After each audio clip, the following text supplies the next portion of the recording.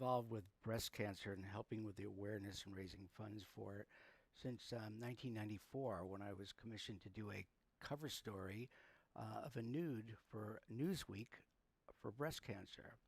And after that time, it started and it continued with actually a dedication of a book I've had, Natural Beauty Farber Nudes, dedicated to a dear friend of mine who passed away from breast cancer, and raising funds for that through the exhibition I had at the time. And it continues to this day, and of course here with the Women as Art exhibition as well. And my personal experience with breast cancer goes further than that, because in 1963, before I even heard of breast cancer, my mother was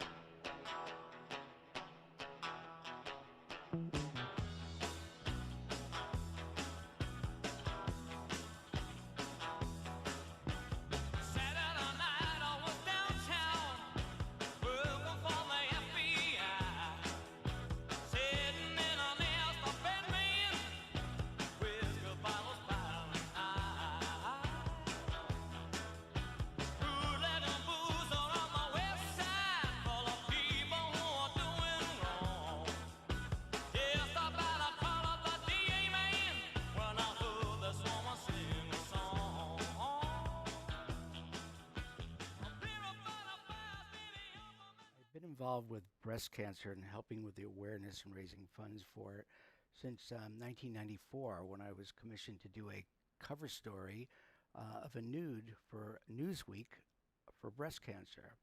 And after that time, it started and it continued with actually a dedication of a book I've had, Natural Beauty Farber Nudes, dedicated to a dear friend of mine who passed away from breast cancer, and raising funds for that through the exhibition I had at the time. And it continues to this day, and of course here with the Women as Art exhibition as well.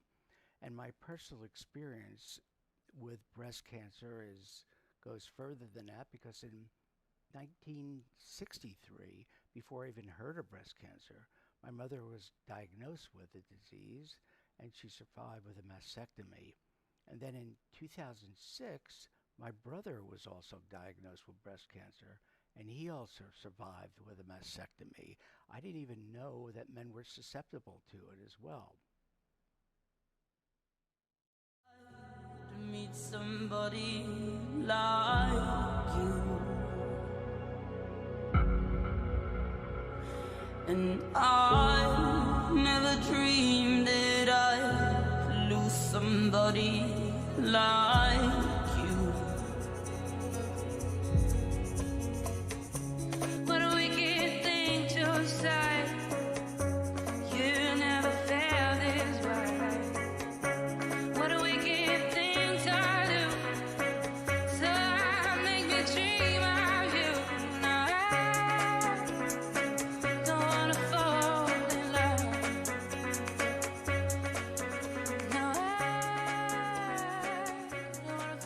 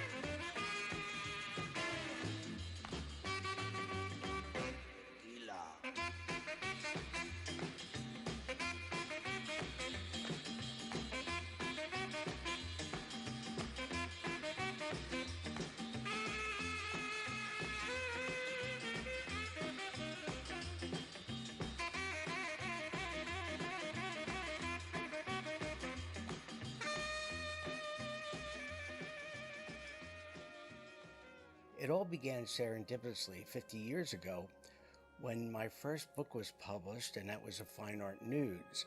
And at the same time, I was given my first commercial assignments, and that was to shoot fashion and beauty.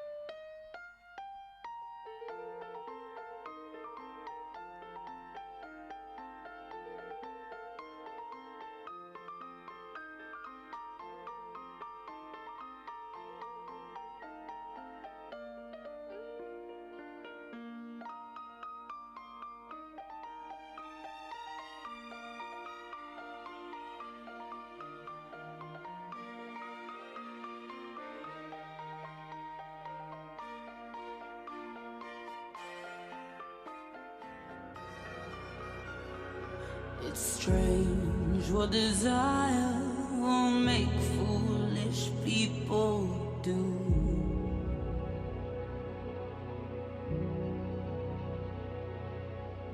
I never dreamed that I'd meet somebody like you, and I never dreamed that I'd lose somebody like you. What a wicked thing to say. You never felt this way. What a wicked thing to do. So make me dream of you. Now I don't wanna fall in love. Now I don't wanna fall in love.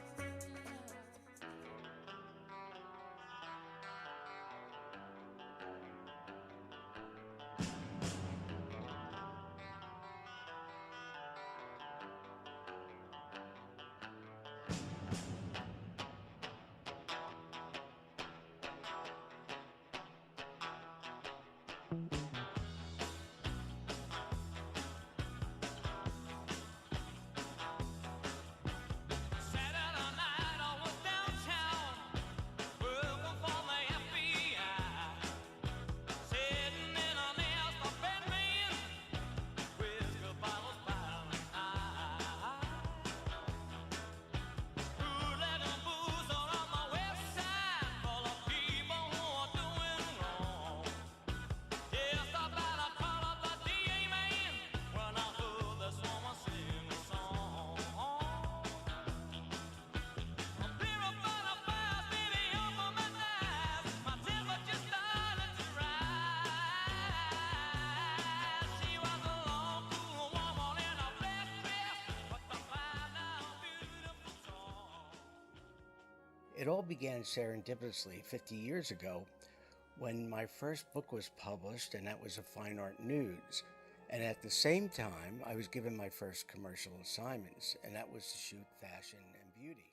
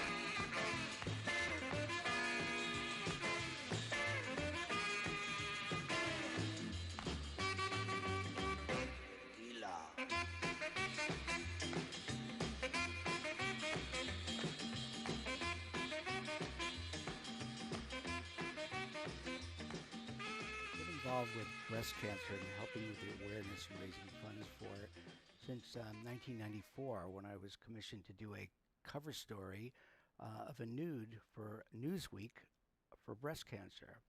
And after that time, it started and it continued with actually a dedication of a book I've had, Natural Beauty Farber Nudes, dedicated to a dear friend of mine who passed away from breast cancer, and raising funds for that through the exhibition I had at the time. And it continues to this day. And of course here with the Women's Art exhibition as well. And my personal experience with breast cancer goes further than that, because in 1963, before I even heard of breast cancer, my mother was diagnosed with the disease and she survived with a mastectomy. And then in 2006, my brother was also diagnosed with breast cancer and he also survived with a mastectomy. I didn't even know that men were susceptible to it as well. To meet somebody like you, and I never dreamed that I'd lose somebody like you.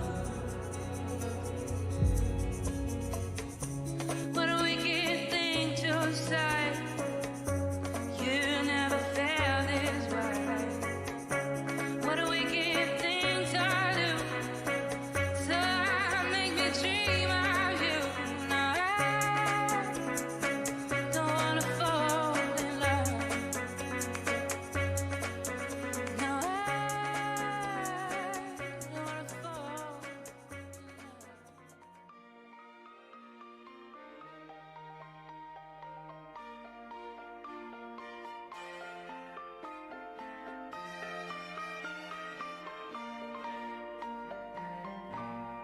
Have you seen her dressed in blue?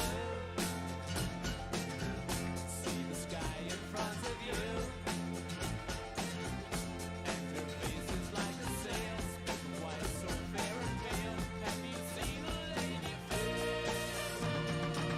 She comes in colors everywhere. She combs her hair. She's like a rainbow. Coming colors in the air. Everywhere. She comes in colors.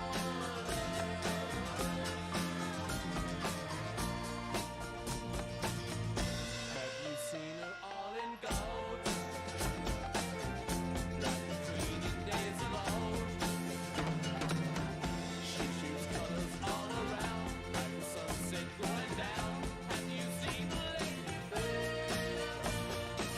She comes in colors. It all began serendipitously 50 years ago when my first book was published, and that was a Fine Art Nudes. And at the same time, I was given my first commercial assignments, and that was to shoot fashion and beauty.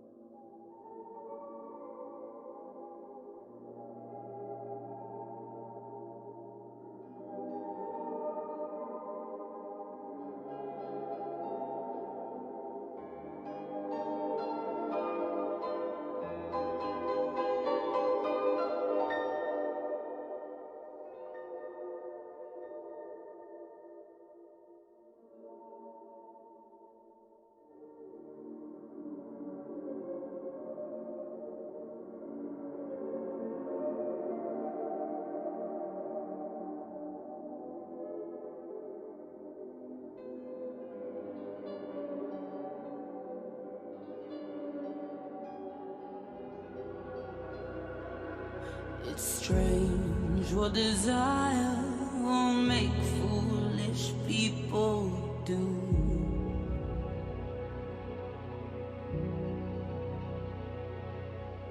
I never dreamed that I'd meet somebody like you. And I never dreamed that I'd lose somebody like you. What a wicked thing to say. You never felt this way.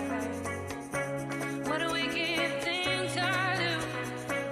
So make me dream of you. Now I don't wanna fall in love. Now I don't wanna fall in love.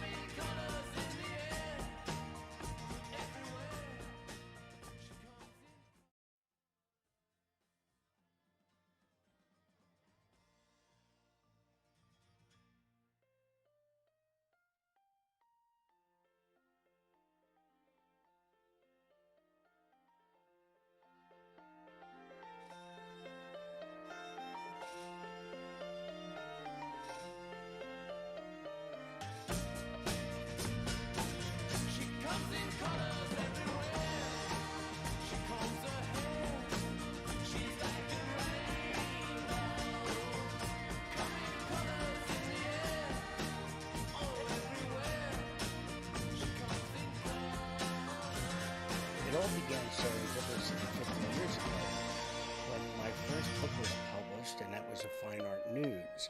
And at the same time, I was given my first commercial assignments, and that was to shoot fashion and beauty.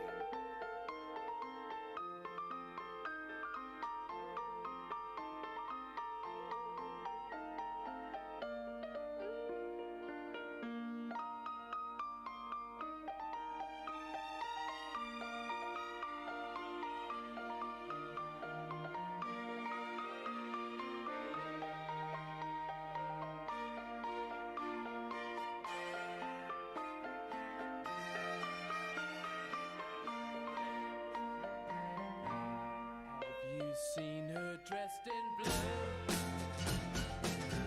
See the sky in front of you, and her face is like a sail, spoken white, so fair and pale. Have you seen a lady fair? She comes in colors everywhere. She combs her hair. She's like a rainbow. Coming colors in the air. Everywhere. Involved with breast cancer.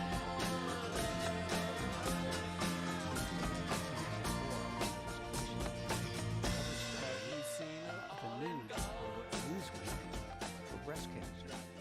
And after that time, it started and it continued with actually a dedication of a book I've had, Natural Beauty Farber Nudes, dedicated to a dear friend of mine who passed away from breast cancer, and raising funds for that through the exhibition I had at the time. And it continues to this day. And of course here with the Women's Art exhibition as well.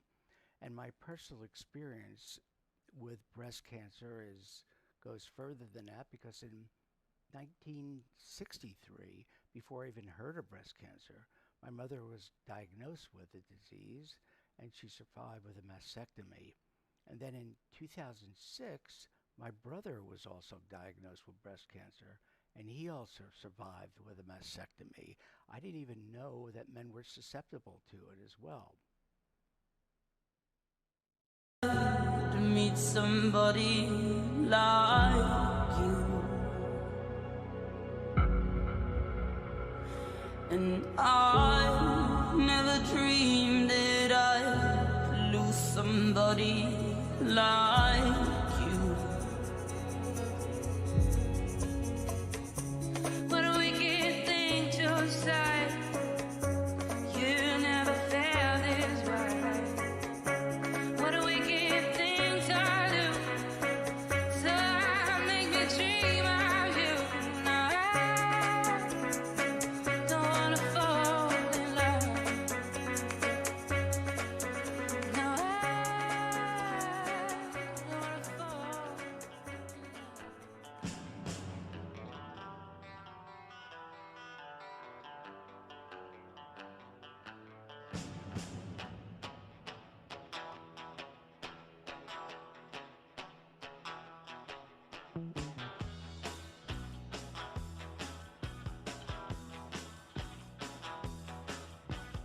Saturday night I was downtown, working for the FBI, sitting in an ass of Batman, whiskey bottles piling high.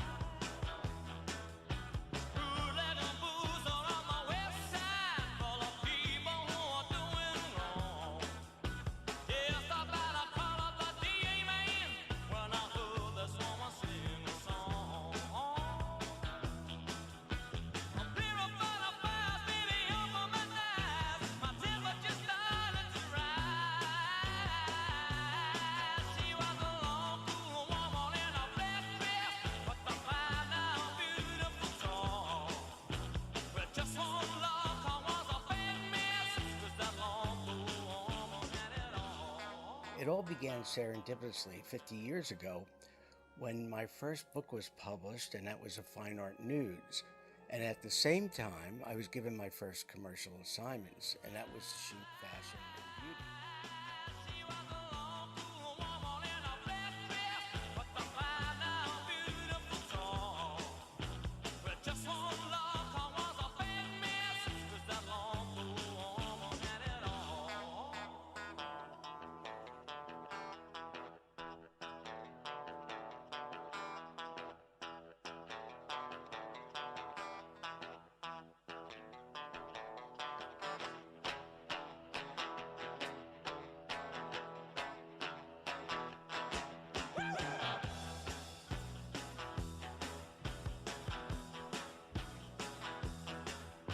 I saw her head onto the table, well, a tall, walking, big black cat. And Charlie said, I hope that you're eating, boy, but I'm telling you, she knows where it's at. Well, suddenly we heard the sirens, and everybody started to run. Jumping out of doors and tables, well, I heard somebody shooting the gun. Well, the DA was palmed from my left hand, she was a hold of my right. Well, I told her, don't get scared, 'cause you're gonna be spared. Well, I gotta be forgiven if I wanna stand my living with the wrong cool woman in a black dress. Just a fine, now beautiful song. Well, with just one look, I was a bad mess, 'cause that long cool woman had it all. Had it all. Had it all. Had it all. Had it all. Had it all.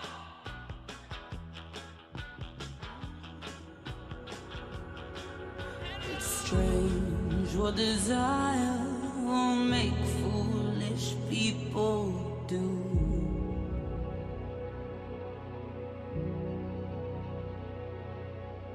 I never dreamed that I'd meet somebody like you.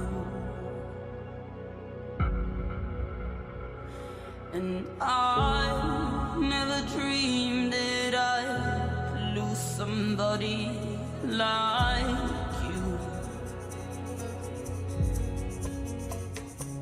What a wicked thing to say. You never felt this way. What a wicked thing to do. So make me dream of you. No, I don't wanna fall in love.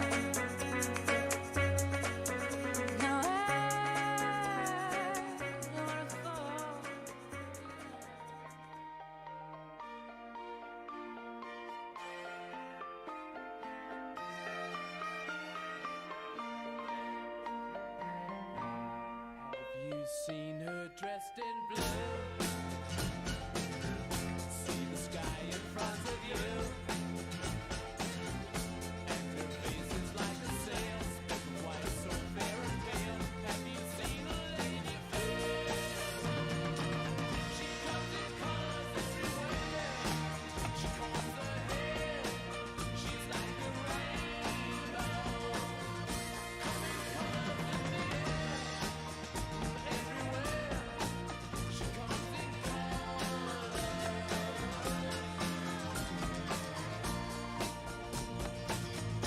Have you seen her all in gold? Like the queen in days of old. She shoots colors all around, like the sunset going down. Have you seen the lady fair? She comes in colors everywhere. She combs her hair. It all began serendipitously 50 years ago when my first book was published, and that was a Fine Art Nudes. And at the same time, I was given my first commercial assignments, and that was to shoot fashion and beauty.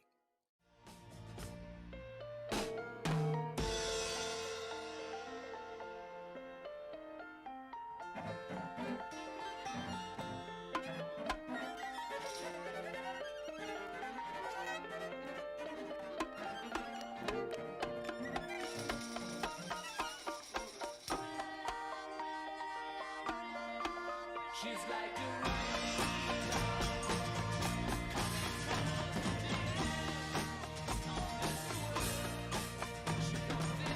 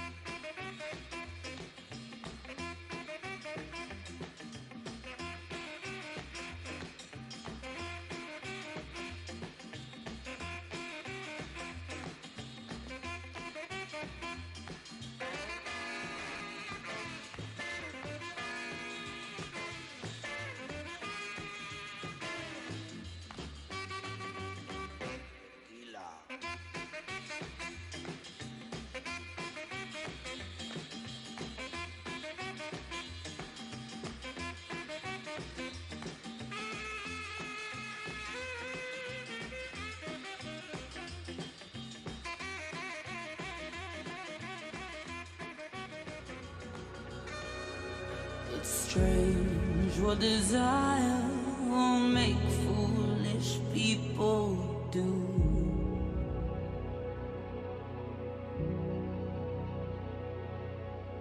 I never dreamed that I'd meet somebody like you. And I never dreamed that I'd lose somebody like you. What a wicked thing to say. You never felt this way. What a wicked thing to do. So make me dream of you. No, I don't wanna fall in love. No, I don't wanna fall. Para bailar la bamba, que necesito una poca de gracia pa' mi pastilla. Y arriba, ay arriba, por ti seré. Yo no soy marinero, soy capitán, soy capitán.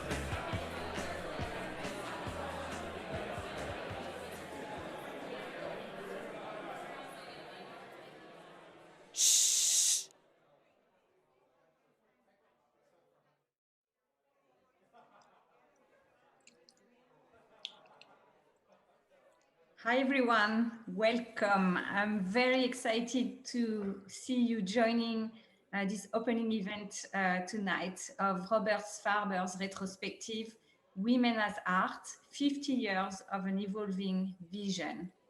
What a weekend, what a week, and we're continuing on. So I'm Marie Audier. I'm the founder of the Selex Gallery, a gallery focused on fashion photography. And I'm very excited to welcome Robert Farber, our guest tonight. Robert is an American photographer whose style has influenced generations of photographers. He has a very specific painterly impressionist style that you'll discover later as we go on, which captures the essence of composition in every genre, including nudes, still life, landscapes, and architecture. Robert's fine art photographs have been published in virtually every form. Farber has exhibited in galleries and museums worldwide. Robert, welcome. Well, thank you. Nice to be here. My opening. This is what an experiment this is actually for everyone, but it's been really a way to be comfortable in a usual way, and this was planned so much differently, but for all of us, the way things change. But now you're all able to stay home, and I'm sure what you're wearing is not the same thing you would wear to the live exhibition. And if you want to show it off, let us know. We'll put you on. We'll put you on live. And I want to thank Marie because Selects Gallery is very special, and I've been paying attention to it for a while. Just Marie's background in both the arts and also in the fashion and beauty, and her background in with L'Oreal and everything over the years. And then when she started this, and her story, how she started, was impressive to me, and I'm very happy that she wants me as part of her gallery, and I'm excited that she's starting the first exhibition of this Woman is Art. I mean, let's be clear. We're very honored to start the exhibition with you, Robert. You're such an amazing photographer, and we've already received so much positive feedback from everyone saying, oh my God, those images are just stunning. So I'm very excited to be able to share them with everyone tonight. And also share the story behind them and your vision and your evolution. I think there's something quite special about your approach to photography, both in the sense that you've been evolving over time, and that's part of the title of this exhibition, but also because at the same time you were always able to keep your very specific style. So I think without further ado, you've created for us a video that explains the exhibition. Let's discover it together. Okay, well, Woman is Art is an important exhibition for me, not just because it's a 50-year retrospective, but it's something that I'm able to really share my evolving vision over the years, all in the genre of women.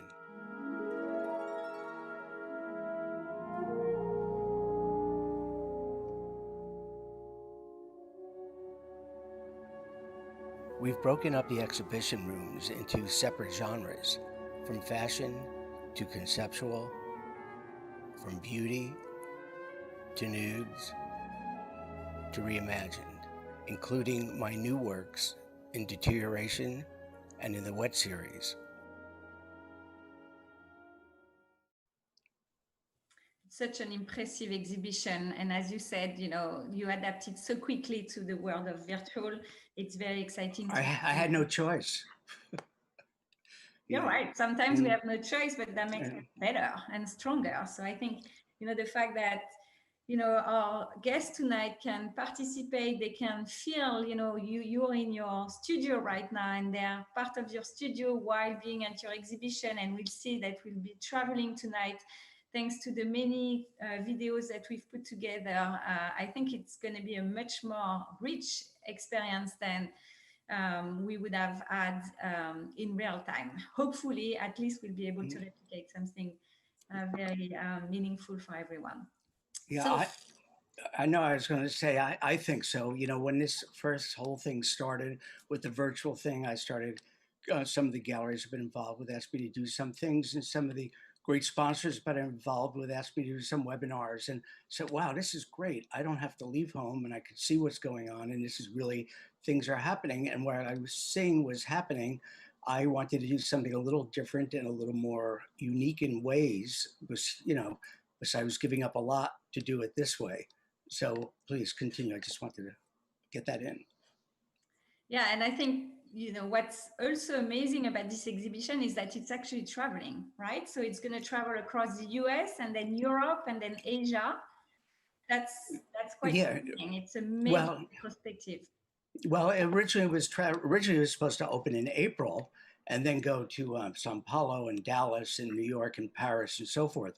But now we're doing it so it goes well into 2021 with different hosts and different galleries, and it's just been really exciting because we have some what I've been involved with, whether it's breast cancer or the LVMH's new tequila Volcan. It's a great vehicle. Usually, when we have an opening, they're pouring liquor or wine or whatever, and then it's over. But this is going to continue. And on many aspects, we discover that, both in terms of the event itself, but also, the ability to toast at home long after the event tonight. So that's quite exciting. But before we go there, I wanted to share that, as you might have seen through the invitations, we both, Robert and I, are very excited that this event is in support of Breast Cancer Research Foundation. And Robert, you have a very personal story with breast cancer. Would you, and a very long commitment also. Would you be comfortable sharing with us? Well, sure, of course. Well, I'll tell you, it all started. Well, first I was asked to do a cover. This was in '94 for Newsweek, and it was a nude for the cover of for Newsweek on a story on breast cancer. So in order to, we did this, and it really just kind of remembered breast cancer. My first experience was back in 1963.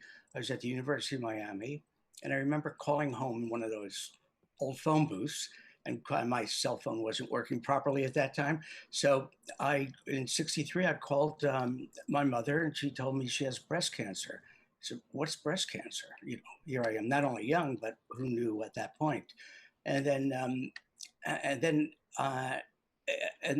she wound up having a mastectomy. I didn't know what a mastectomy was. Then after that, things healed. She did well, and she recovered from that. And then back to '94, and then I was doing this, and it brought back those memories. Then after that, a close friend of mine named Diane Erickson, who was a big model, she was on the first model, it was on the cover of Self magazine, and she wound up getting breast cancer also. I was with her the evening that she discovered it. She wound up getting breast cancer, and so she wound up doing for Self magazine Diane's diary, and it lasted over the year, and then it came back to her, and she sadly passed away from it.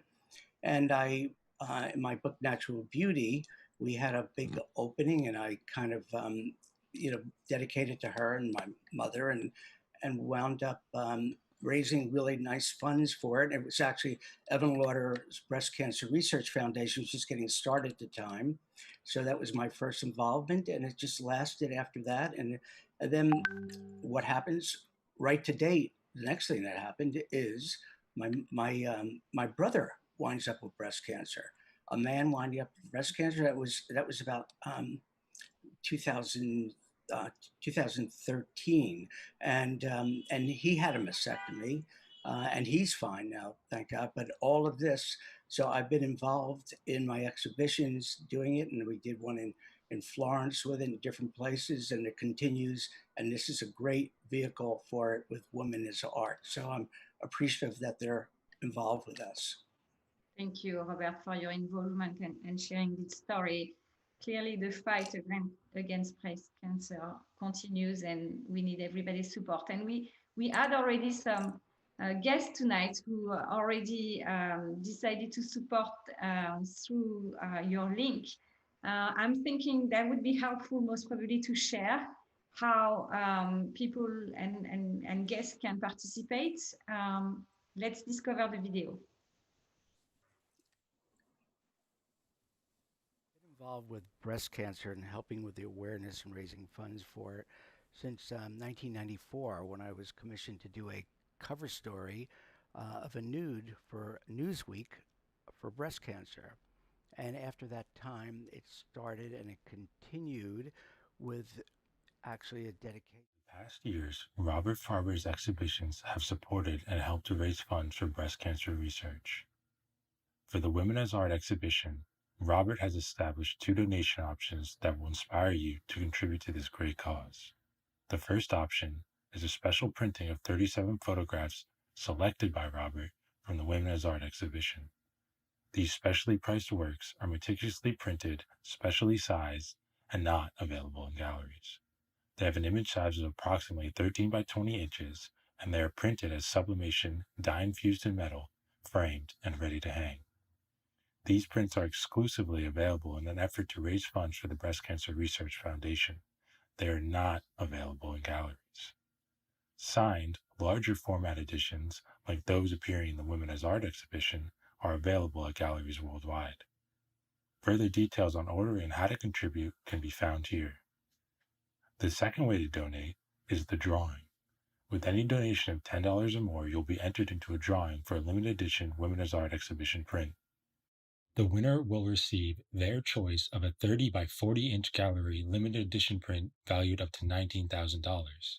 The winner of the drawing can select their large format gallery edition print from the 37 images available in the BCRF Special Collection catalog. Details are also available on our donation page located on the BCRF website at give.bcrf.org/Robert Farber.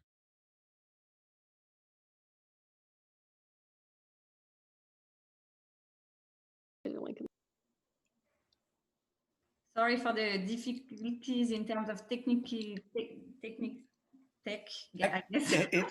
A little technology. I'm telling the same now, and that's the beauty of life, right? So it's we are surfing the wave. We are playing many things at the same time. We have an amazing team in the background trying to juggle everything. So so we are back, and thank you again, Robert, for being such a strong supporter of the cause. Oh, you don't have to thank me for that. Just but go ahead. So another participant and amazing sponsor that we have tonight for the exhibition is the new tequila from LVMH, Volcan. And I'm very excited to share tonight that Volcan will be offering bottles for the best questions. So please do not hesitate to ask questions. We'll be toasting. Cheers, Robert. To Volcan. Which one has a volcan? So we'll be toasting along the night, but mainly, the goal of this event is really to be as interactive as possible. So please ask questions, share, intervene. We have both Yann, Jean-Michel, and Sophie in the background who are going to be funneling your questions and might interrupt us to tell us that there's great questions coming. So please do not hesitate. The goal is that you can hear from Robert directly and not only from the questions I'm asking. So speaking of questions, actually, I will start with a question from Suzanne. Suzanne shared the question ahead of the event. And thank you, Suzanne, for sharing your question. It's a beautiful one. And it is, what was, Robert, your first inspiration as a child to see the world as you do, to capture beauty? You know what? It's a very simple answer. Seeing my mother and looking at my mother as a beautiful woman, and that was my first inspiration. That lives on now. Very touching. I'm the mom of 2 boys, and I hope the impact a mom can do will apply. I mean, it's just beautiful to hear you and see I how could speak to your kids, and I'm sure they know that, though. When they look at their mother. it's beautiful. Thank you. We also have another question from Errol from New York. When did you realize that you were going to make a career out of photography?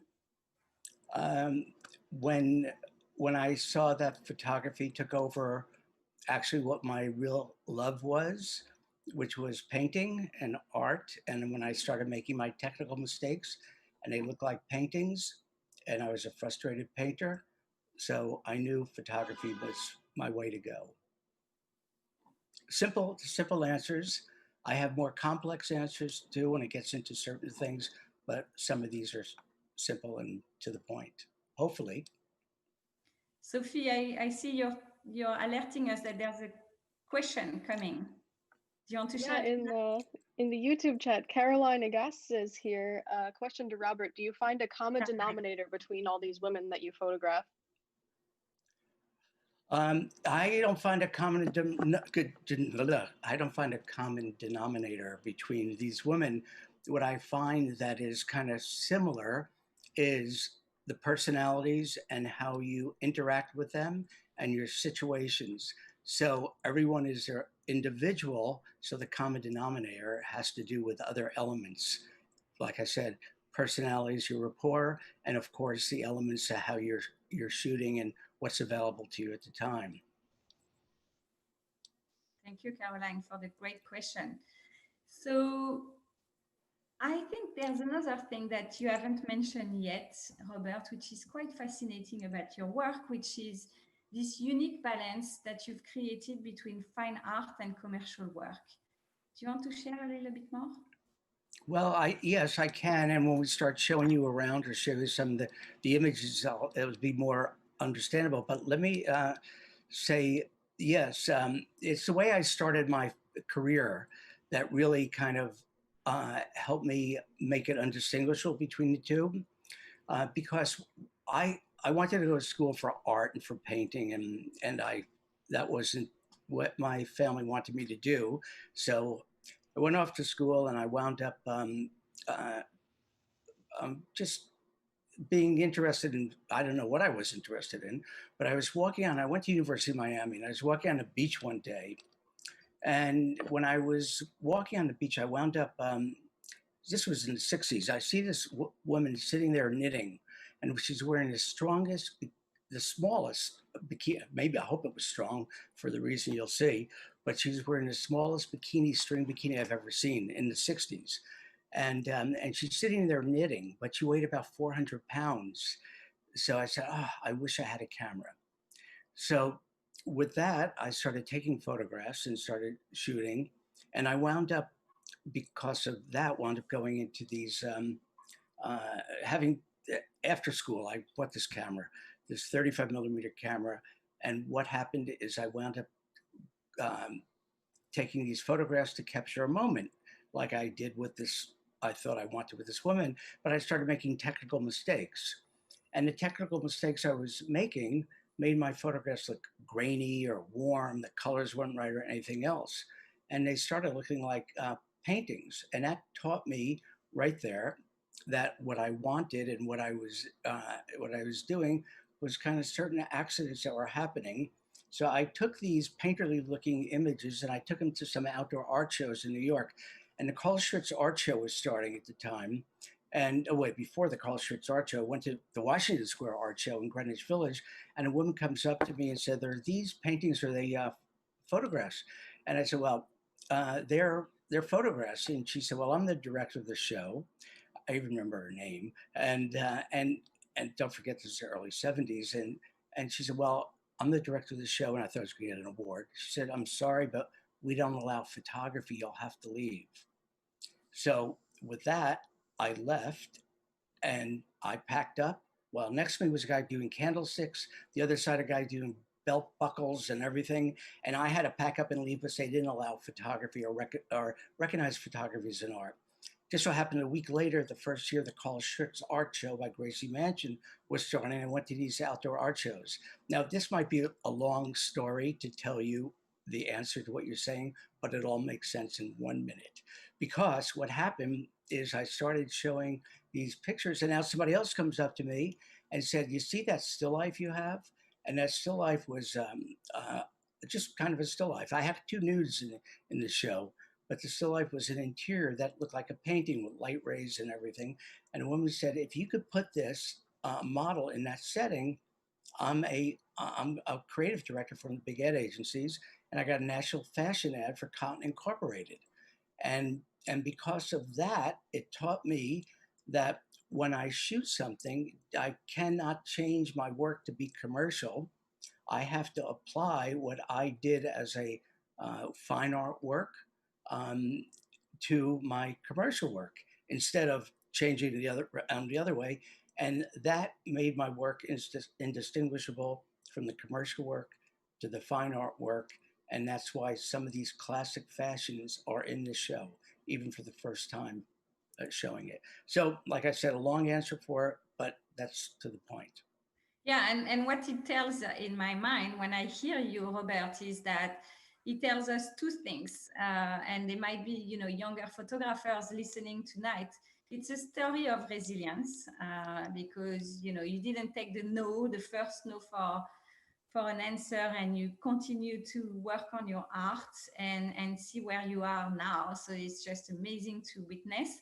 And the second thing is that it's a good reminder for all of us how photography and the eye of curators and have evolved towards photography that used to be considered a really secondary art for many years. I mean, you're speaking about a story of the 70s, which is not that long ago, relatively speaking. Mm-hmm. That's Right. quite impressive. That puts things in context. Right. It's not that long ago, but long ago, this is a 50-year retrospective. So it's not that long ago. Oh my God, it went so fast. And, you know, so. So I would like to start looking at the amazing images that you've curated for this exhibition, Robert, which are some of your favorite images or more meaningful. And I hear from Sophie. Thanks, Sophie, for alerting us. It seems that we are getting quite a lot of questions. So I would like to start with Woman in Barn. And we will cover many of your questions. Please do not hesitate to continue to ask questions. We are seeing them and we'll answer them with pleasure. So Women in Barn, one of your earlier pictures, and I personally love this image. It's very painterly. It has this very signature soft focus of yours. It's very dreamy. It's pictorialist. Is it like very representative of your style? Well, it is then, and it's a style that I couldn't really even get rid of because after I started that way. But just to give you an idea, I took that in 1975. It's with a fashion model, and I was also working on my book of fine art nudes and called The Images of Women, which is the first book that came out, which came out in 1976, actually. And I was shooting the commercial work the same way. If you saw that book, you would see the same model in that same situation with the same light rays without clothes on. So I have always kind of kept that look and that feeling. And this picture always had a great mood and a feeling. I wound up actually using it in a revision of one of my books on fashion photography on the cover, but I never did anything with it in the galleries. And here it is sitting there, this beautiful picture. So for the first time, that's one of the images that we're showing here. Thank you. I have a question from Noble Magazine. The question is, what does it mean to be noble in the 21st century? What image would you select and why? Oh, wow. Well, noble. Can I? Well, I could just think of what I think noble. I think anything that you might respect, that I would be happy to express myself, and which just to tell you a little something I've been dealing with for years, and that's with my fine art nudes, because Instagram, I started over 3 times, keep losing followers. Facebook closed down 3 times. Pictures that I've had in museums, pictures that have been involved in so many things I've had that have been respected and everything else, but they don't get it. So for me, being noble is showing with pride the photographs that I'm proud of, that express the beauty of women, that are something that I like to share and keep going. And I've done lectures to ad agencies like Olivia Mather, the nude in advertising.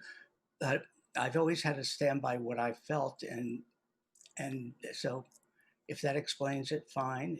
If not, tell me what your meaning of noble I is. think we have a good transition into the next image, because I think in my mind it answers the question in some ways, which is the Farber nudes cover. Do you want to Okay. tell us a little bit about this image? Well, this was on my book Farber News. It came out in 1983, and this is an image. Well, I really loved it. That's why it became the cover of the book. And that book was it was actually, when they came out with that book, they published and they printed it, the publisher, the first run of 70,000 copies. Then it went into recover, reprints, and softcover, hardcover, and it did great.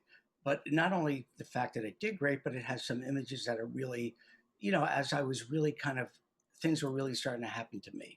So at that time, well, actually, it was a little later, because it was 94. I get a call from my literary agent who said, Jackie Onassis is interested. She was at Doubleday as an editor at that time. She lost her job as first lady. And she said she'd like to, yeah, really. She'd like to meet you. We want to see what you're up to, what you're doing. What am I up to? You mean photographically? Okay, so I go to Doubleday and I give her a little slideshow, and I remember sitting in that little, after the conference room, a little room, and giving her a slideshow. And there's these pictures I shot around the Riviera, and she turns around in her soft voice and she said, let's do a book called By the Sea. Can't you just smell the corn on the cob and the steamers and clams and lobster? And I said, okay, I'll do it. So I left her with those books. And what wound up happening is it wound up when she passed away in her estate auction in Sotheby's, and everything was so escalated. And this book, which I signed to her, she didn't write it to me. It was wound up selling for $4,800, and it really helped my fine art career.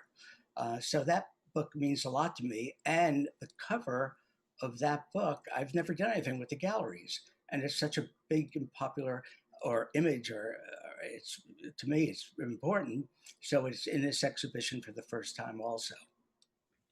Wow. So you've been always an innovator, and again, we'll see that tonight, but you were one of the first to publish books, right? Before that was really a thing, and the coffee table book was a thing. And B, you partnered with one of the most major women that we all, respect so much in terms of taste and just aesthetics. So that's crazy. The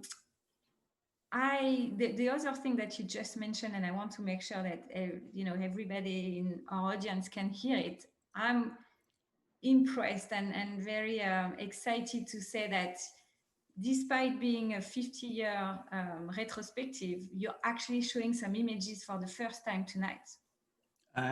Yes, actually about, I say 90% of them. There's a few ones that we released a few years ago that we haven't completely released, but other than that, it's about 90% of them are haven't been in galleries before, and many of them have not been seen before.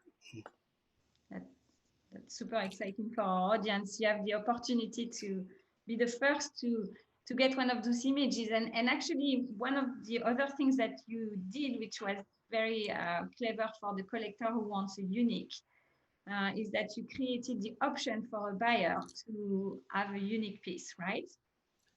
Yeah, I just thought, well, this hasn't been out there before. Maybe I'll I'll do this, and well, I'll tell you what that was.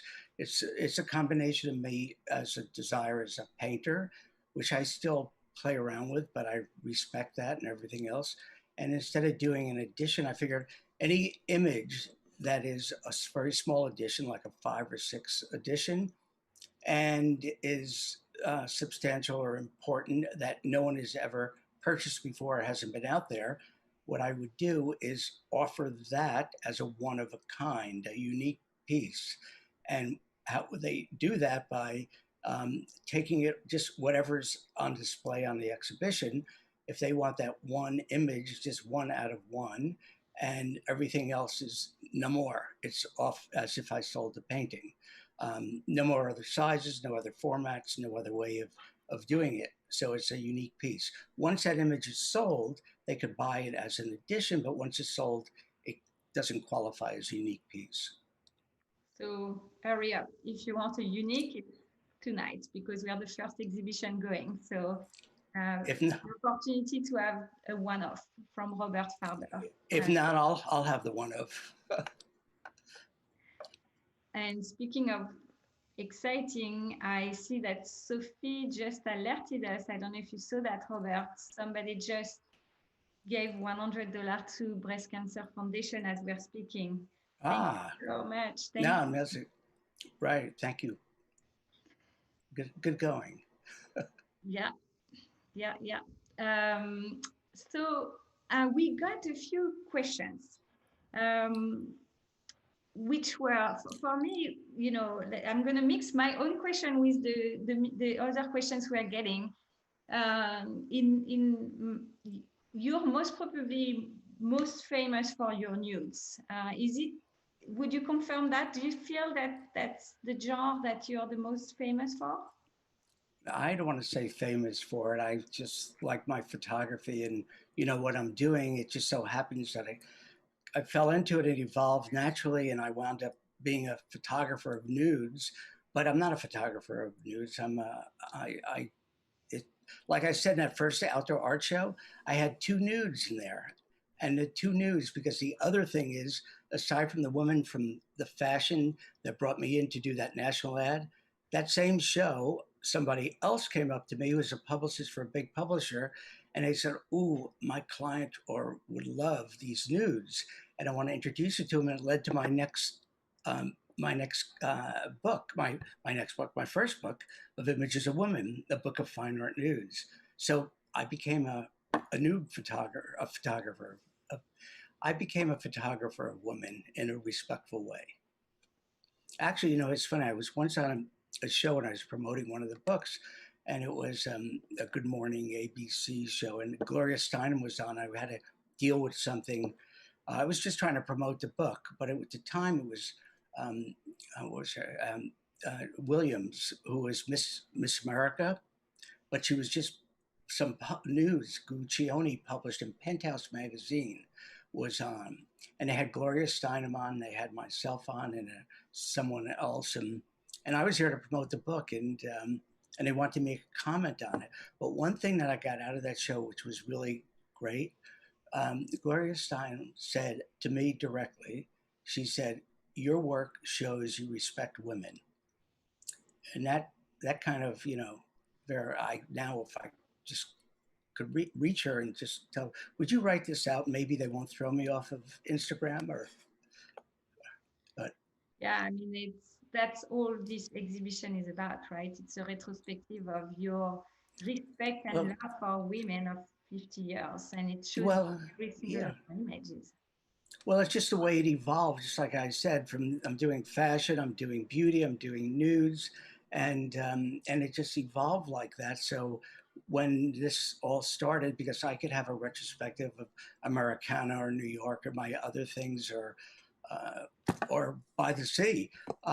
However, here I am, and I think the most beautiful thing is a beautiful woman. Thank you. We got a few questions around what are your most memorable shoots or the craziest that you have happened to shoot, or things that have happened on shoots, sorry. Oh, I can't. The things that Yeah, happen on shoot. briefly. You know, these are actually they're too long to answer and everything else. But I could. One of my most memorable suit. I don't want to get into too much detail, but really quickly, I was shooting for Christian Dior, and we were shooting in Burgundy with these hot air balloons and balloons over Burgundy.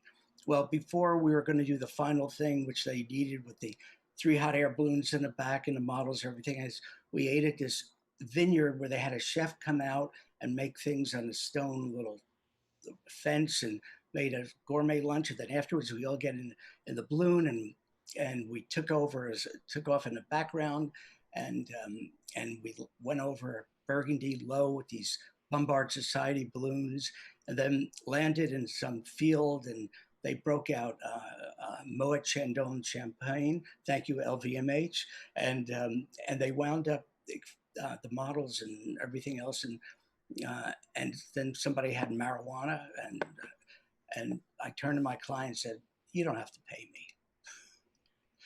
So well, quickly it comes to mind, but I could tell you so much. I mean, after 50 years or whatever, there's lots of stories, and I'd rather keep quiet.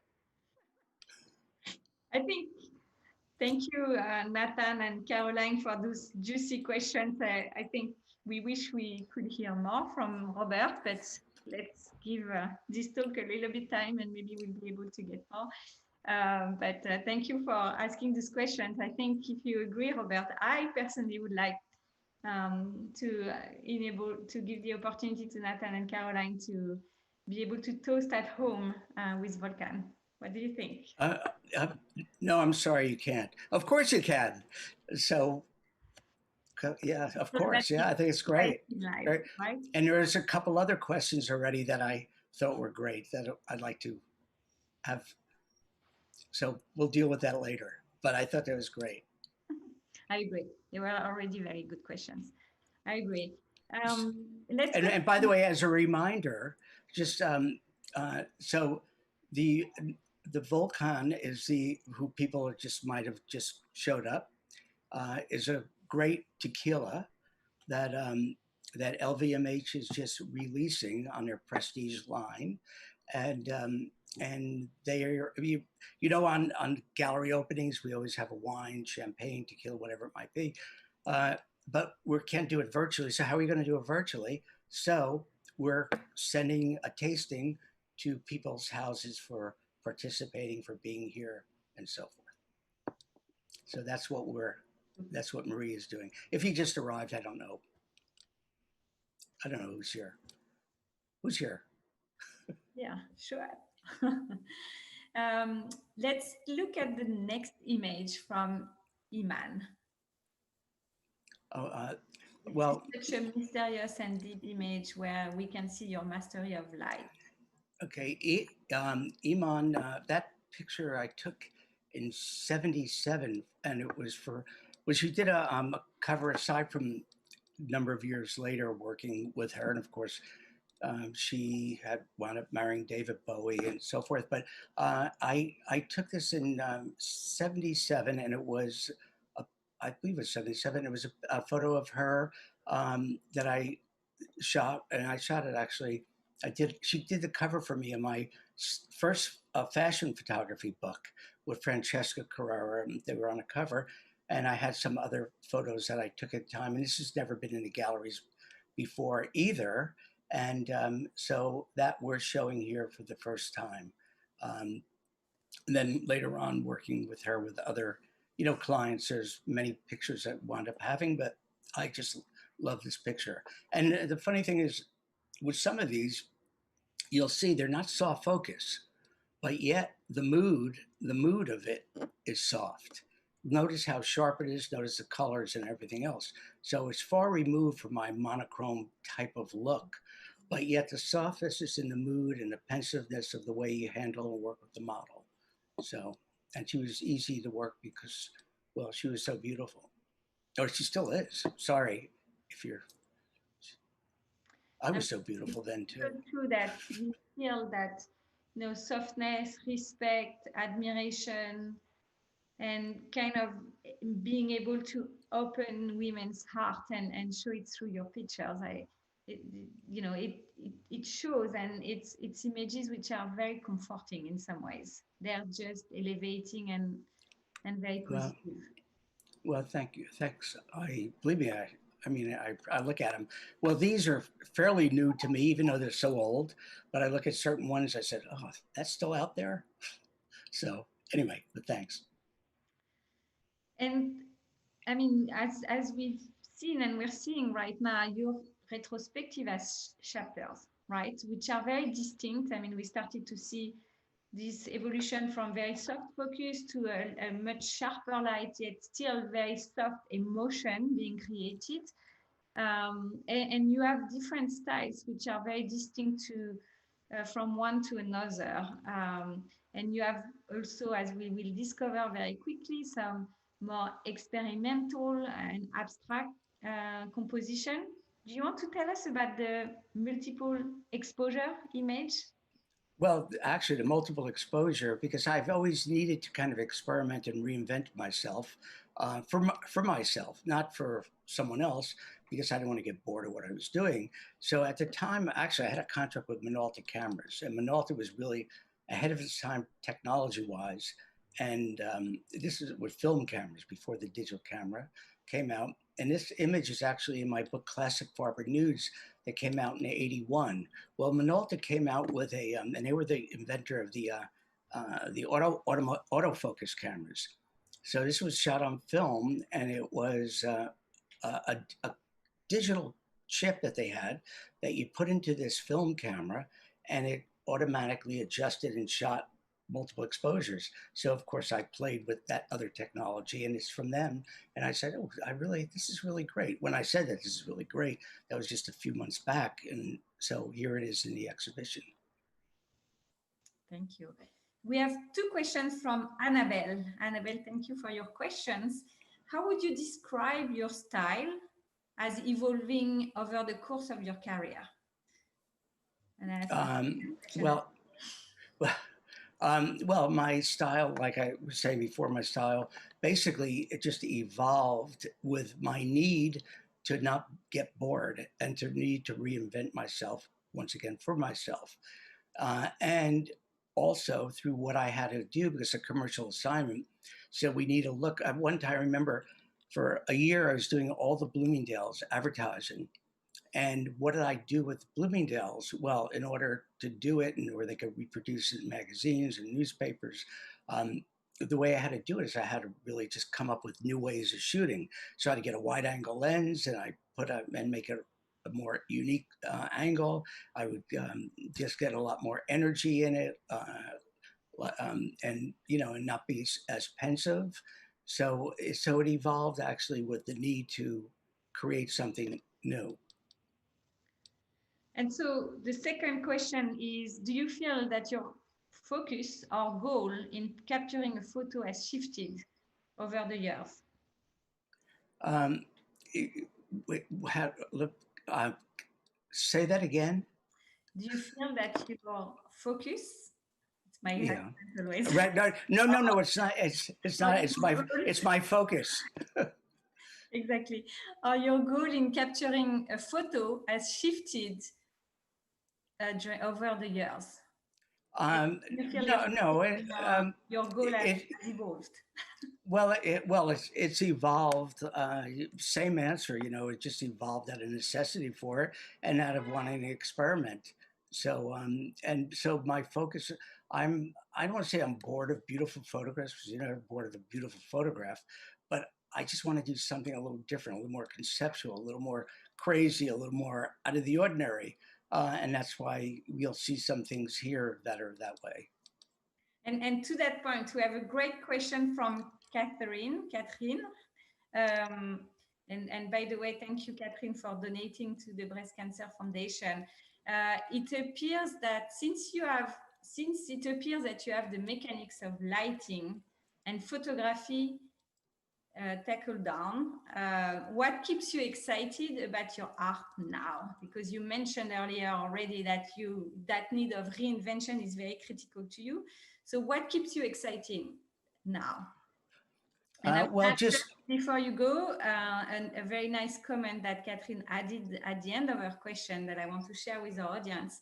Loved your images since I was a teen. Thank you oh for wow. the sensuous beauty they reflect. Well, thank you. I don't forget I started as a teen. Well, thank you very much for that. For that, she needs a bottle, a tasting. Uh, anyway, no, but thank you. I'm not rewarding you for that. I appreciate it. But anyway, I just what I what's the question again? No, what I really liked, the way I've been. Um, uh, What keeps you excited? Why are you like today? I, We're all about I, reinvention of the time. you know, what I'm trying to do is I'm trying to put this answer together based on everything I said, because everything I said, the experimental, looking for new things to see these and discovering something completely new keeps me excited. Like the deterioration series or the wet series, or not how the wet series happened, because you'll see that in a minute, but why and what evolved from it and what happened with the deterioration series. So discovery and new directions. That's what keeps you most excited. Thank you. Robert, we have a similar question coming in from the chat to sort of extend upon what you just said.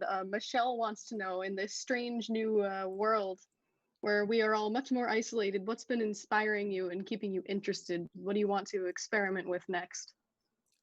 Well, what I want to experiment with next, I can't answer, because that's going to be next. And that's what makes it exciting, because it's the unknown. So that's my answer. And I think it's a great transition to your series. First, we'll start with the deterioration series, and then we'll go into the weight series, which are all about transformation, reinventing, and managing what happens in life and making it something meaningful suddenly. So I think you've put together a video around the deterioration series. Let's discover it. Deterioration series is a set of images that were some of my favorite of my classic fashion and beauty pictures of famous models over the years. And when I went to look at them a couple of years after, I started seeing how they were something was changing and shifting with them, because they were in non-archival vinyl sleeves, and I was kind of angry that I put them that way. But I followed it and revisited them over the years a number of times. Then around 2013, I started looking really closely, because I started seeing things in them as I was following them, to the point that, wait, I couldn't even do this with Photoshop. And all of them are just as they were naturally, organically created with the collaboration with time. And we're releasing them as these gallery editions. Follow the timeline, see the video, and you'll understand the details.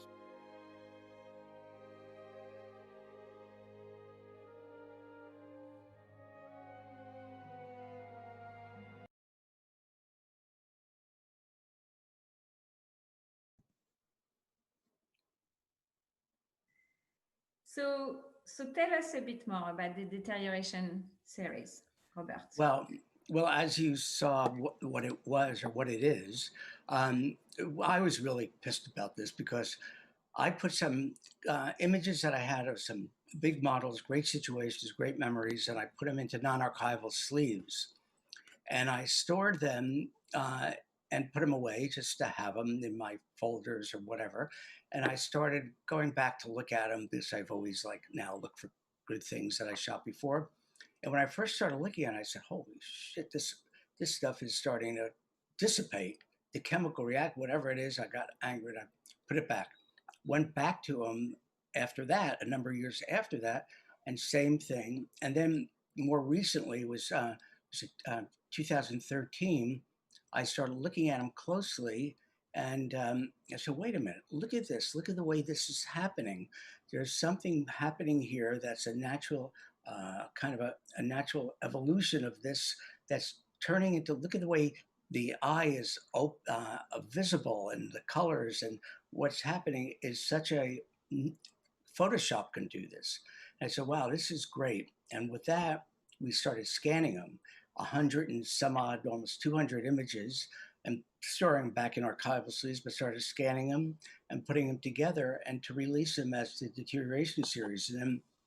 And we officially kind of released it with a book from 21st Editions, made this beautiful $18,000 book and a limited edition book. It came out, and with that, it went to Paris Photo, and I had an exhibition in Europe and in Paris with I it. remember, I was there. I saw it. Oh, yeah. Okay. Why didn't you buy one? No, it's okay. They're gone now anyway. So, and Right. you know, I give you a special price at the time. Anyway, so Karl Lagerfeld was a curator of Paris Photo, and he put together a book with Stalt that his favorite images from it. So oh, this is great. And I was at Paris Photo, and I wanted to see the book. I pick it up, and on the first page of the book was my image. I said, this is wonderful. So it was really rewarding early on. And it was a picture of Carol Alt, a really great picture. And I took her on her first location shooting when she was just starting, and I've had these other, and I have it as part of the deterioration series. So that's my first thing. And basically then we were just started really pulling back on it, and it really being, should I say, re-released now in this exhibition, Perfect for a Woman as Art.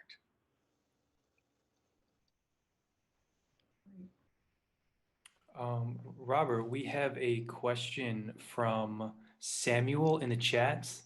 Samuel asks, following your previous experiment with the deterioration series, have you tried any of the volumetric capture technologies that allow for celebrating forms in their actual 3 dimensions? So I think he's asking, have you experimented with virtual reality or 3D forms before, or thought about doing that? No, not to answer just clearly, not at all. I didn't get to that. I think it might be a little too far advanced for me technically. So all my technical expertise of whatever I had to learn to, like I didn't, I'd learn how to handle film, until later on. I didn't know anything about Photoshop until what I had to just know the basics. So that I don't experiment to the technical in the technical directions.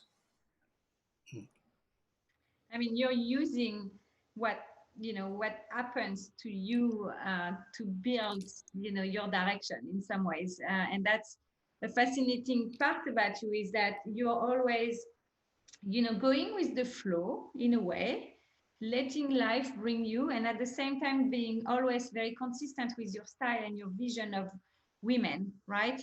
And that's something that I find quite fascinating, and we'll see that in your next series, which is the web series. And to that point, I have a question from Desiree.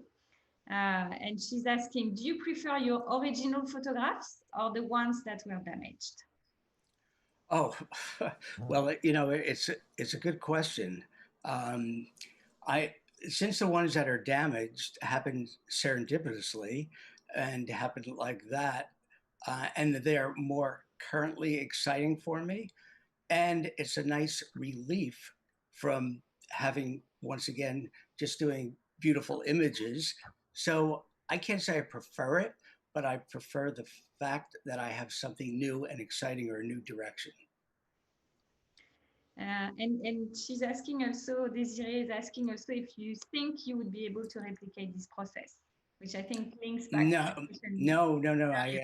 I don't know if I don't even want to try, because like in Photoshop, somebody who's good at Photoshop could probably get something close to it, but it's the story behind it, the way it happened, and naturalness. And not only that, because everybody has Photoshop now, but who was that model that you're doing the Photoshop in? Was it Gia or Beverly Johnson or Iman or Carol Alt or any of these, or Catherine Oxenborg or any of these big models that were in that image?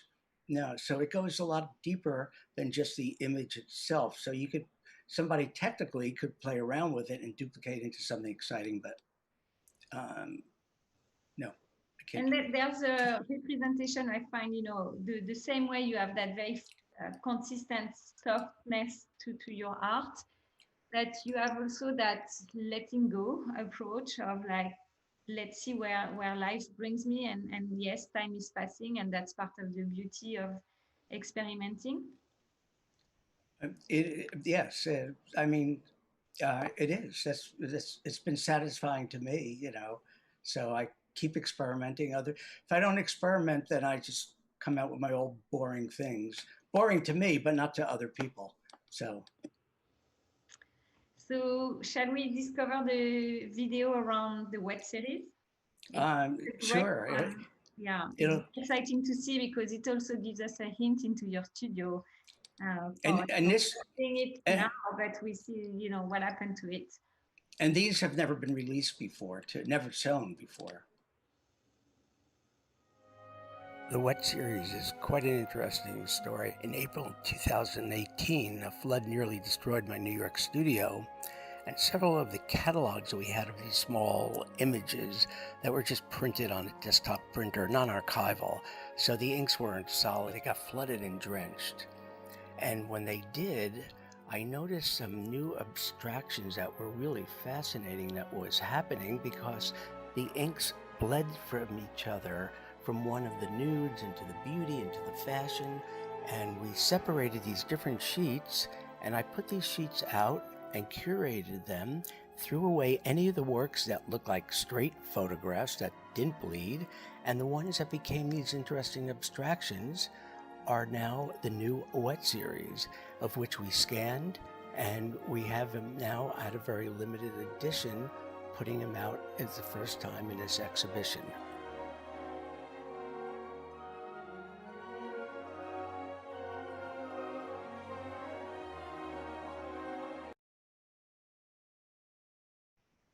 Thank you, Robert. That must have been devastating to see your images being damaged in the studio. Yes, it was, but once again, lemonade out of lemons, right? And so, as we've discussed along this evening, you've been experimenting some things that you don't control, some things that you do control, and you had great questions about technical aspects that I don't know about, but I've seen also that you've been working on a series which in some ways you're modifying, leveraging what happened to you without intention, and yet transforming them into the Morph series. Right. Well, it's another way, because the best way to really kind of get this across, and I hope everybody could watch this, the video, Micheal worked very close with me and really is responsible for making this happen this way. And it was great. See the way it evolves and morphs. It tells the whole story, what this exhibition is about. And that led to something else that we're doing with this video art now for the first time, and doing this on large 65-inch monitors and making it available with my work with some video work. Great. I'm sorry, I was distracted for 2 seconds because we are getting many questions, and so I was trying to make sure that I make sense of them, and that's very exciting. Thank you for our audience to be so engaged. So I have a question from Dan. How do I extend my fantasy of this trip around the world with Robert's vision of beauty and elegance? Well, by being a creative director and hiring me to do a great campaign around the world with capturing beauty, and then you could come on this trip with me. Love that. I have no other way to say it, but thank you. Sophie, you also had a question from the audience. Yeah, Christian wants to know if there's any work from the newer generation of photographers that you find exciting. That is a good question. Yeah, you know what? There's so much of it. There's so much of it, and there's so many great photographers out there, and everybody has, the ability to do it. So I can't really, because I don't follow it the way I did, because new photographers out there for me came every 5 years maybe, and another new batch and another and so forth. And there's some really great, well-known photographers now, but I don't follow it well enough. And my problem that I have with it, there's so much. I shoot digitally now, but I always felt that shooting film for so many years, it has a personality that you can't get out of being digital. And I've had a contract with Canon since '95, and they were so big on digital that when it came time when I really needed, for the purpose of my relationship with the experiment with digital, I did, but I needed to fuck up the film or the image and not use film because digital is too clean. There's no personality to it. I had to give it a personality. So I look for the same thing that turns me on, and I see a lot of beautiful things with great composition and great things. So I go a little deeper than that. And there's some great photographers that are more art photographers where they use the photography more conceptually. And because of that, I find it more exciting. And that's probably one of the things that inspire me more, that some of the really great photography is not that beautiful photography. They depend on too much a lot of times with Photoshop or the ability with it. I compliment with their eye, but it's not as exciting to me. So to answer your question, yes, but it's more conceptual photography where they use it to express themselves in a different way. Which in some ways is very interesting when we think about the fact that you've been a photographer with a very painterly eye always, and that vision of becoming a painter maybe one day. So, evolving from a bit more, soft focus to now the conceptual work is still very consistent of that vision that you have of a painter approach to photography. I guess I do, no matter what's the old classic ones, the way I started or the way it is now. I, that's because I just keep my vision open, or my need to be creative. I don't have blinders on. So I'm inspired by everything visual. And movies have been very inspirational to me over the years, especially the foreign films. But anyway, but yeah. I think we're getting a lot of questions on the chat. So Jean-Michel, Sophie, do you want to share some of them with us? Yes, we have a question from Daniela. Daniela asks, Robert, if you could collaborate with someone you have never worked with, alive or deceased, who would he be and why? Oh man, good question. But how? Very good question. Yeah, there's so many dead people that I don't know where to go first to look at it. But I mean, I just go back to the like as a photographer, like Horst P. Horst, who I knew quite well personally. I've always loved his style. So when I think of that right away, I go into that kind of thing. If I think about the artists, with the exposure and highlights of Picasso's life, I do it with him, and how his work was so with a muse and so inspired by the women that he was with, and the women he would paint, or different people for different things. Edward Hopper, the graphics and the way he painted, and like that, and then Andrew Wyeth with Christina's World and that kind of thing. And then, of course, going into film directors, I could go into that, and then I could go into even dancers, the Alvin Ailey dancers, and how they do, and the way they just the way they show, and the way they light, and the way they and how unique they have been, and so many people in so many different arts over the world over the years I could keep going on, and I like thinking about it because sometimes I turn to that to kind of get myself inspired. Yeah, and I think it's a very good point that you're making, Robert. We've spoken in the past about photography and how it has been overlooked, especially a few years back, and now it's evolving. And I would say, in some ways, fine art and commercial photography are also a very important reflection of the times. And I think, as a photographer, you're kind of absorbing the styles of people around you, the trends going on, and you kind of, present them through your own evolution of your artwork. And I feel that in some ways, that's why you have so many people to mention, is because you've kind of always being a sponge, absorbing what's going on in the world, and therefore translating it into your artworks. Well, yeah. Well, you just backed up exactly what I was saying. So, but thanks for seeing it, and maybe that's why we're involved, and why you're representing me. Thank you for the compliment. I think in the interest of time, I might ask the last question. Jean-Michel, Sophie, is there any major question that you feel we haven't covered?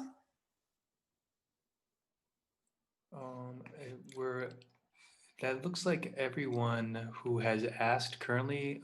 If anyone has any last minute questions, please add them. But that seems to be everything for now. Okay. And if we missed you, please feel free to repeat your question. Yeah, because I know there were a lot going on. So I have a question that we received from Vivian from New York. What is the most personal work you've done, Robert? And what is the most meaningful work you've done as well? Okay, there are two different questions, but I think in my next book or exhibition might be a book called Midnight Studio, and maybe you can see the more personal work that I've done with that. But the most meaningful work is actually, there's different ways of meaning, because there's so many different not levels, but there's so many different variables of meaning. Ones that have been meaning because they've been really popular with people, things that I've got the greatest response from. But I guess I really have to say, in some of the first pictures that I've taken, because it's the ones that have driven me most to inspire me to do other pictures. And when I was first starting some of the the beauty pictures and the things that were unknown to me before. So it was those, I could point to pictures that are in the show that have that kind of feeling, and I did mention some of them. And that's why, because the show has like 70 images in it. And that's why we have this, there's an area called the complete, so you don't have to go through the whole gallery to see it. And you could be able to see the images. But the ones that are kind of marked as new releases, those kind of represent important pictures to me, because they haven't been out before, and they were early on. So it's I can't say more than that. You feel that organizing a retrospective of 50 years has enabled you to look at your evolution and your own art over the years with a different eye? Yeah, my eye is, bored on some of the ones and excited about the other, and it keeps me moving along, and kind of, so it's the same old eye and the same new eye, so the eyes have it. Micheal, you mentioned this question. Yes, we have one question from Donald. He says, "Hi, Robert. What are some of your methods for directing your subjects so well?" Yeah, it is a good question, but basically it's choosing the model that you have the best rapport with. That's it. And sometimes it's like meeting someone for the first time. They don't have to be a photographer and a model, but just meeting someone. Some people you hit it off with, you have a great rapport, and it's great, and it's easy to communicate. It's the same thing goes with the photographer and the model, an artist and the model. So simple answer, that's it. Yeah, very consistent with your Thank you, approach of fluidity always, right? It's kind of like needs to happen. Things that need to happen. Exactly. Right. Strong message. I think there's Ella has one great final question. She wants to know what's next for you. What are you excited about? Wow. Well, to tell you the truth, to be involved with being able to share because to have this virtual gallery like this, I know from all these years of having gallery openings, I have a great time. Boy, we had a steady 600 people from 6 until 9 in Paris for the opening there. And it was great. And I drank a lot and didn't drink that much, but I had a good time and it was really great. But you know what? I don't remember, other than the press that was there asking me questions, no one asked me about my work. So what I found out, not from myself, but when I started looking online at the exhibitions and what the galleries were doing, one of the things that I felt was really the greatest thing, you're able to really hear about the artists and their work. And it opened up something and it said, well, if I could put that with being a little more unique or something exciting with this, then that is what I'm most excited about. And that's why we're doing this for the first time, and it's going to grow and keep going, and it's going to go international all over. And we have between breast cancer, between Vulcan, and and Marie's questions, and just everything. And you know, I that's what I'm most excited about. It's opened up a whole new world. And in some ways, it's the contradiction of being more open. Anyone can attend from the comfort of their home, and at the same time being so much more intimate, right? We go so much deeper in some ways. Oh yeah, it really is.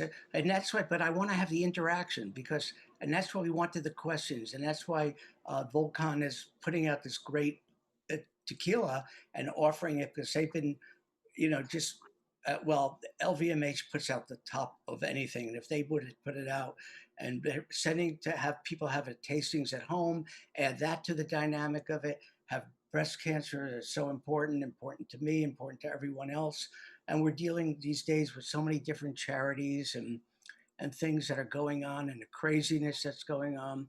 So this is an escape for me, and I hope it's been an escape for everyone else. And yeah, and I have to say, because when this was starting in the very beginning, before the COVID and all this started happening, like I said, this was planned a year and a half before with the video art and all these things, and we're setting up. But now to have this vehicle for it, and I remember someone I was working with came up with this idea of the woman with art, and that was Nicole, where she curated the first ideas of it. Of course, then I got into the things that I wanted with the with my images that were important to me and so forth. But it was a whole creation, and it put things together. Now we're able to deliver it so far internationally with this online virtual exhibition. What a long answer that was. Yeah, I mean, and the beauty of it is that it's just the beginning, and we'll be sharing the video of this talk, so you can share it with your friends who you find could be interested in this talk, and ask more questions. We'll be always ready to answer additional questions in the future.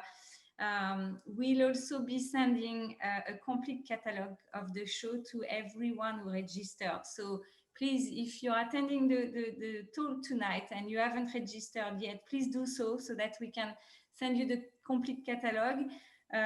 Also, for the great questions that we had tonight, Sophie is, I think, connecting with you in order to get your information so that we can make sure to send you the bottles of Volcan so that you can toast at home and continue to enjoy Robert's work. Robert, thank you so much for sharing so much tonight. And I want to thank you for doing such a great interview, and with that charming accent, it just added a little more panache to what we're doing. And then, of course, Micheal, who's been there from the beginning, and Sophie and Ian, who's behind the scenes, feeding us or doing the producing of it.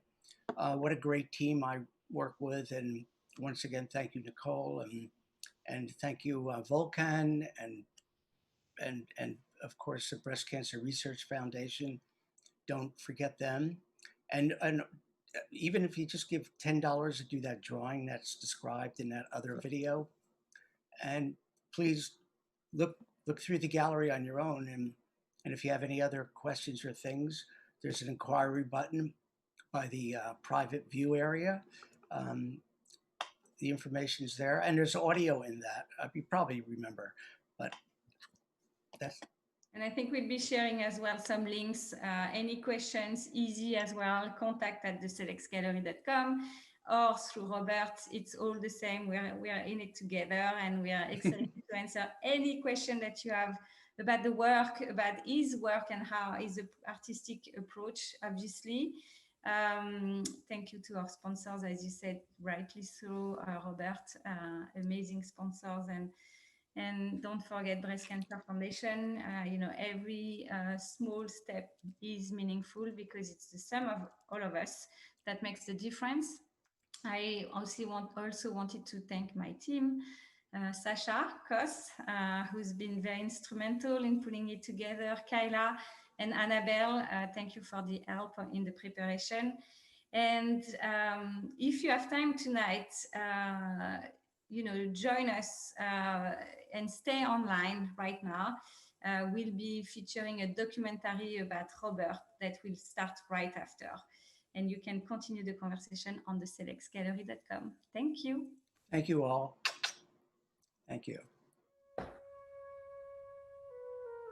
Women as Art is an important exhibition for me, not just because it's a 50-year retrospective, but it's something that I'm able to really share my evolving vision over the years, all in the genre of women.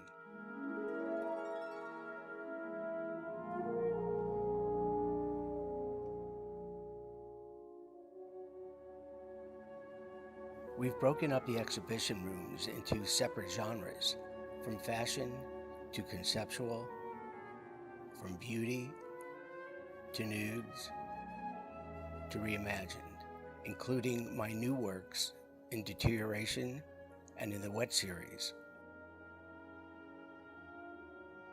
It all began serendipitously 50 years ago when my first book was published, and that was a Fine Art Nudes.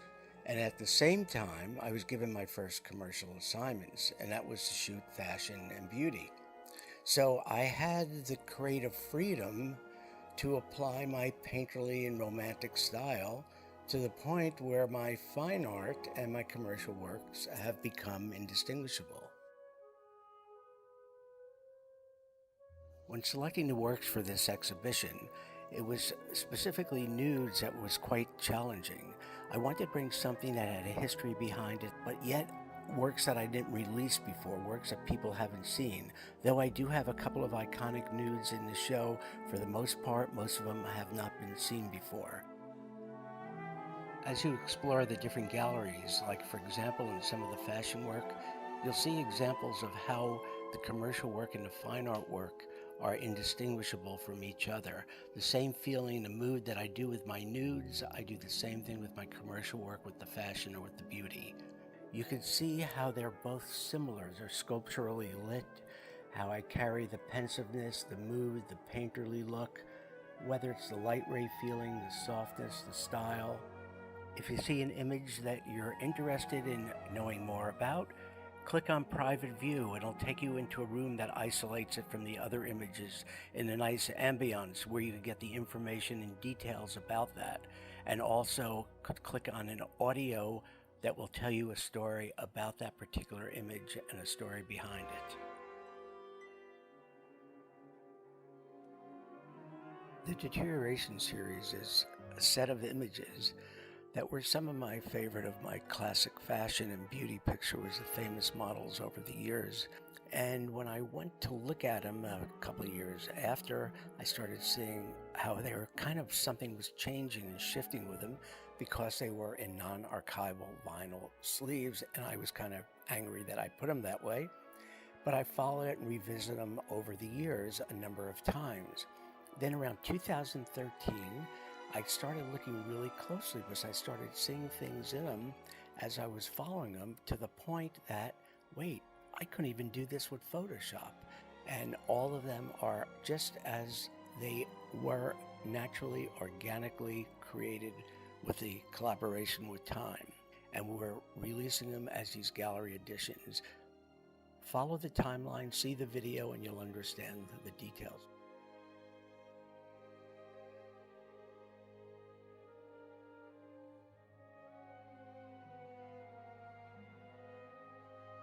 The Wet series is quite an interesting story. In April 2018, a flood nearly destroyed my New York studio, and several of the catalogs that we had of these small images that were just printed on a desktop printer, non-archival, so the inks weren't solid. They got flooded and drenched.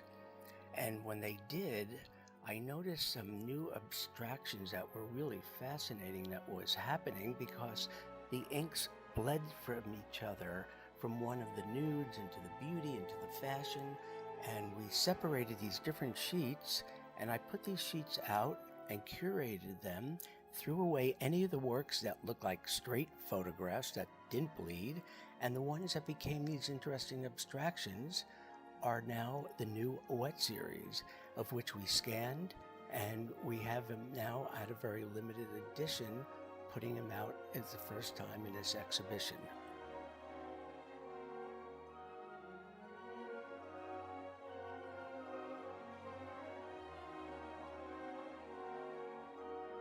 In one of the galleries, you'll see a gallery dedicated to something new for me, video art. We're presenting these on 65-inch flat-screen monitors and being produced in a very limited edition. And it's such a great natural vehicle to express this exhibition because it's the morphing of these different images from the genres of beauty and fashion and the deterioration into the Wet series, into abstractions. And now I'm able to present it, and this is for the first time.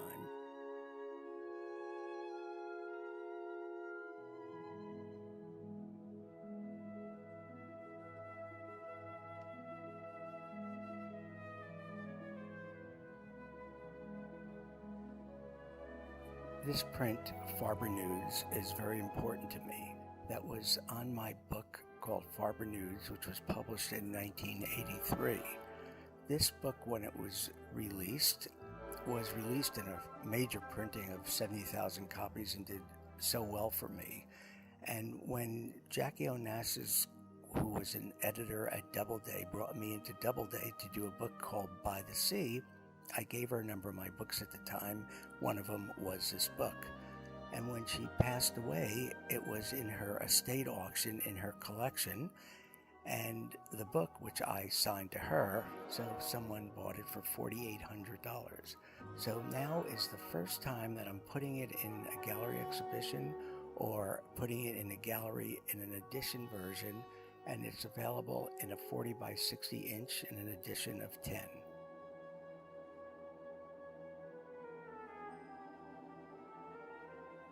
Please allow me to direct you to the exhibition video. This is an entertaining piece that helps describe what this exhibition is overall. It's done to music, the morphing of my different images, and I find it quite uplifting, entertaining, and it really explains it in a beautiful way. And I have to thank Micheal for working along with me and really helping make this possible.